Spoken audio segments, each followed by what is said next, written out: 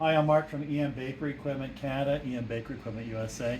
Thanks for tuning in today. I'm going to explain to you the control panel operations of an Esmach SPI. These are beautiful mixers. We have been selling them throughout North America since 1982. They are absolutely world-class in mixing quality and reliability as well.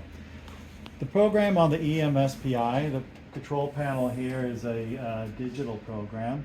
The unit comes with an emergency stop button. You press the button in, you have dash lines across the screen. The button does not pull out. There is an arrow on the button. If you twist to the right, and twist it clockwise, it resets everything. If you raise the guard on the mixer as well, the power will, the display will flash, and the control panel will be inactive. If you raise the guard a half an inch, let's say, while the mixer is mixing, you will automatically stop. On the control panel, we have two settings. Setting number 1 for first speed, setting number 2 for second speed. To increase and decrease our speed times, we have a minus and a plus arrow, and it's self-intuitive. So we press the plus arrow, and the time increases by 15-second increments, and we can press the negative button, and the time comes down. Speed 2 is the same. Again, you got the plus button to increase mixing time, and the negative button to decrease mixing time. Some of these units, as an option, you can have an infrared temperature probe mounted in the head of the unit, and it sends a signal down to the dough, and it will give you a constant dough temperature here on this screen. Right now, we are at program 0. The mixers are standard with 9 programs. If you press the program 1 button, you can move from program 1, 2, 3, 1, 2, 3, 4, 5, and so on. If you want to set that particular program, it's very simple. You press and hold the program button. While it's flashing, you set your mixing times. Okay, first and second speed. Press and hold the program button again, and it locks in. So every time we go to program 6, we're at our set times. If you want to mix on the fly, and you just want to approach the mixer and say, well, I want to mix 30 seconds on slow and a minute on fast, or another mix later, I want to mix 2 minutes on slow, 5 minutes on fast. You don't have to go to a program. You can just go to setting 0, and there on setting 0, you can choose both your mixing times. If you don't want to mix on high speed, no problem. You just dial the time down to 0. Okay.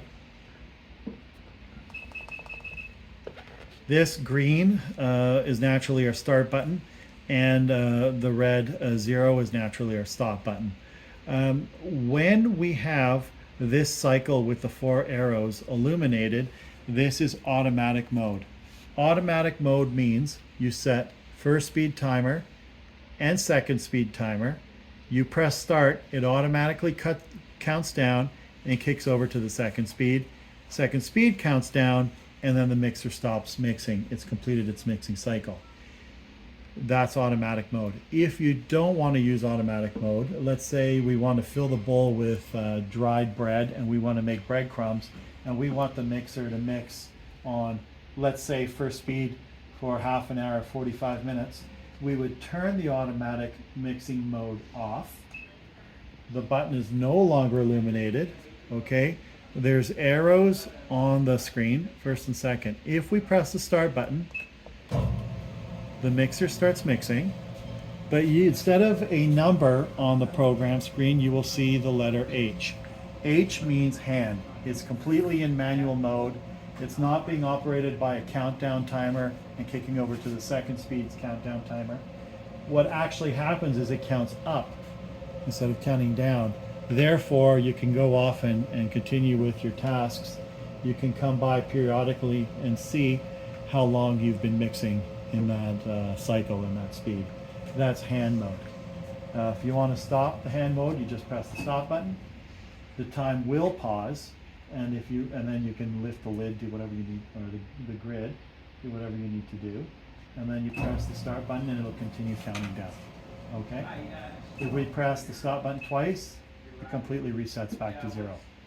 Let's go back into the program mode, auto program. I'm going to press that button again, and again it's illuminated, and I'm back into my time cycles. I'm going to press start, and it's going to start counting down. Again, this is in automatic mode, so we're counting down at 3 minutes and 52 seconds, for example.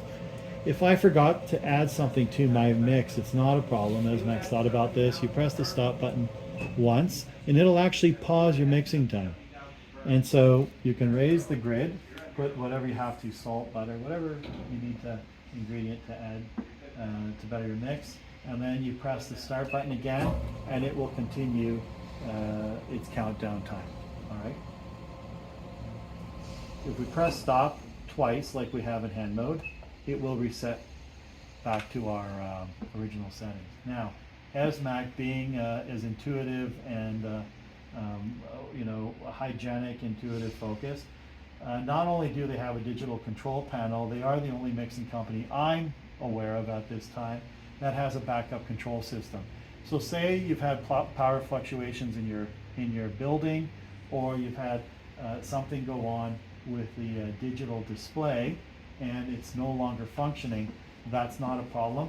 If you move the camera over to the side of the mixer, you will see that Esmach EM-SPI mixers come with a auto and a hand selector switch.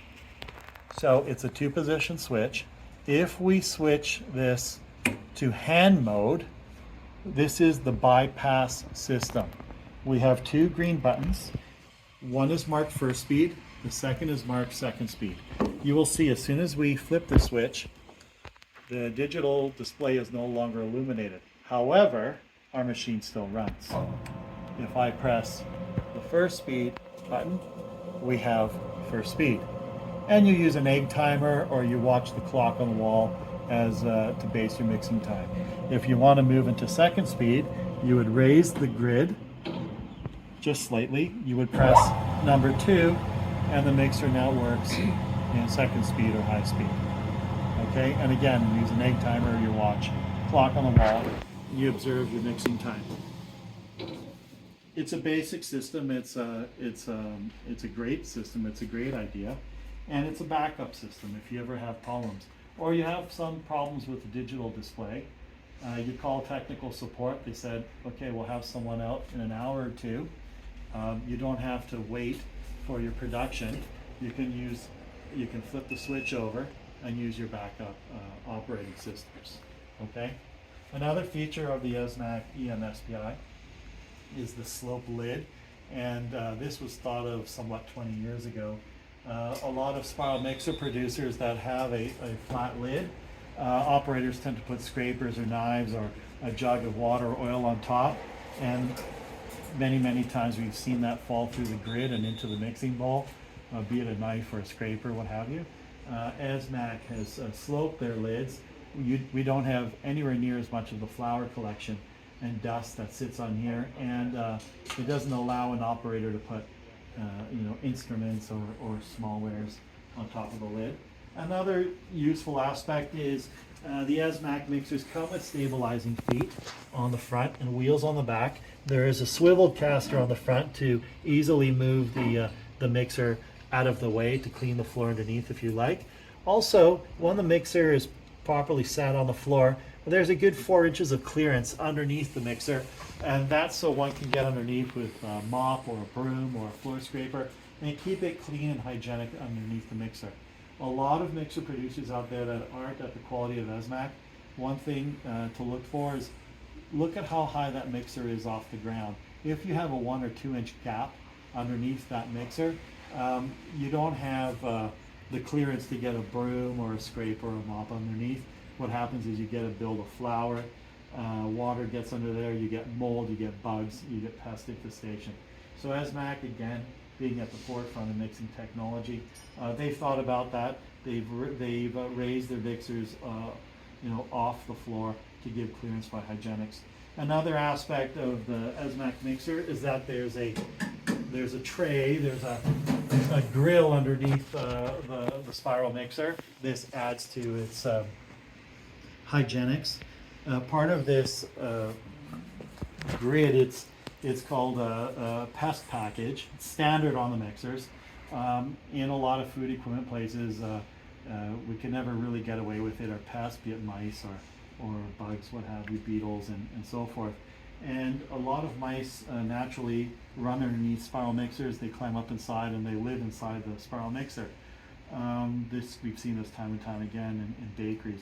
Esmach has a full grid running front to back, side to side underneath the spiral mixer. The entire machine is completely sealed, so there's no opportunity for pests to get underneath. So I just want to take some time and share with you the benefits of the Esmach Spiral Mixer. It's a dynamic digital control panel, its intuitive backup control system, the ergonomics, easy cleaning, soft curves, easy to wipe down. Wanted to share that with you today. Thanks for watching. I'm Mark, EM Bakery Equipment.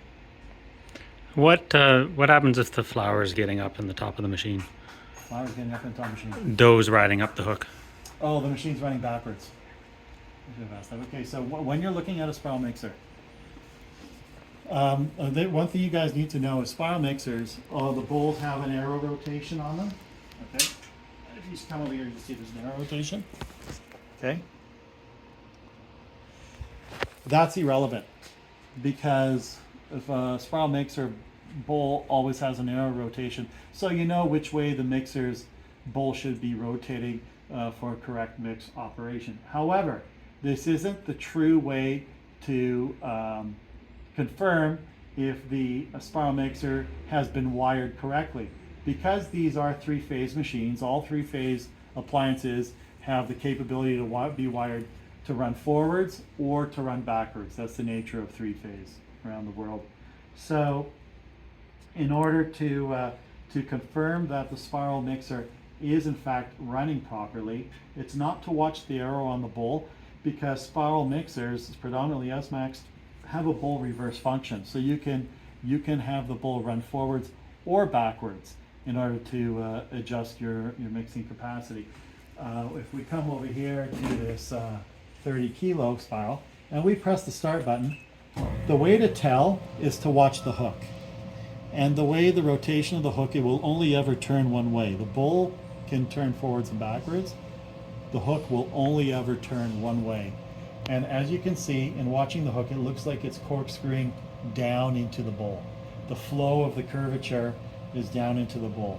And with Esmach mixers, it's a counterclockwise rotation. This is the true way to see if the mixer is running forwards and is wired correctly.